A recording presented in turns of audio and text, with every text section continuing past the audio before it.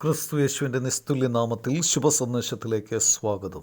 വിശുദ്ധ വേദപുസ്തകത്തിൽ മത്തായി എഴുതിയ സുവിശേഷം 6-ാം അധ്യായം 9-ാം വാക്യത്തിൽ നാം ഇപ്രകാരം വായിക്കുന്നു: നിങ്ങൾ ഈ വണ്ണം പ്രാർത്ഥിപ്പീൻ, സ്വർഗസ്ഥനായ ഞങ്ങളുടെ പിതാവേ, നിന്റെ നാമം വിശുദ്ധീകരിക്കപ്പെടണമേ. കർത്താവായ യേശു ക്രിസ്തു തൻ്റെ ശിഷ്യന്മാരെ പ്രാർത്ഥനയുടെ മാതൃക പഠിപ്പിക്കുകയായിരുന്നു.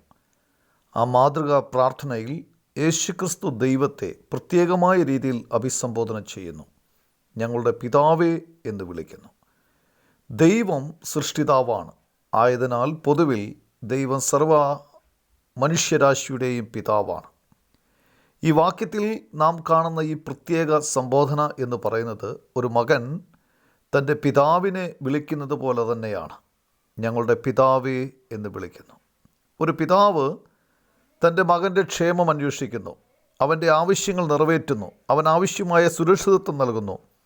പാപനിമിത്തം മനുഷ്യൻ ദൈവത്തിൻ്റെ ശത്രുവായി തീരുകയും അവൻ്റെ നന്മയിൽ നിന്ന് അകന്നു പോവുകയും ചെയ്തു. എന്നാൽ യേശുക്രിസ്തുവിൻ്റെ ക്രൂശിലെ യാഗനിമിത്തം അവൻ മാനവരാശിയെ ദൈവത്തോട് അടുപ്പിച്ചു. യേശുക്രിസ്തു സർവ്വമാനവരാശിയുടെയും പാപത്തിന് പരിഹാരം വരുത്തുവാൻ സ്വയം ക്രൂശിൽ യാഗമാക്കപ്പെട്ടു. മരിച്ചവരുടെ ഇടയിൽ നിന്നും 3-ാം ദിവസം ഉയർത്തെഴുന്നേറ്റു. കർത്താവായ യേശുക്രിസ്തുവിൽ വിശ്വസിക്കുന്നവരുടെ എല്ലാവരുടെയും പാപങ്ങൾ ദൈവം ക്ഷമിക്കുന്നു. കർത്താവായ യേശുക്രിസ്തുവിനെ രക്ഷിതാവും കർത്താവുമായി സ്വീകരിക്കുന്നവർക്ക് ദൈവമക്കളാകുവാനുള്ള അധികാരം ദൈവം കൊടുത്തു. നിങ്ങളെയും ദൈവത്തിൻ്റെ മക്കൾ എന്ന് വിളിക്കപ്പെടണം. ഇതാണ് ദൈവത്തോട് നിങ്ങൾക്കായുള്ള ഞങ്ങളുടെ പ്രാർത്ഥന.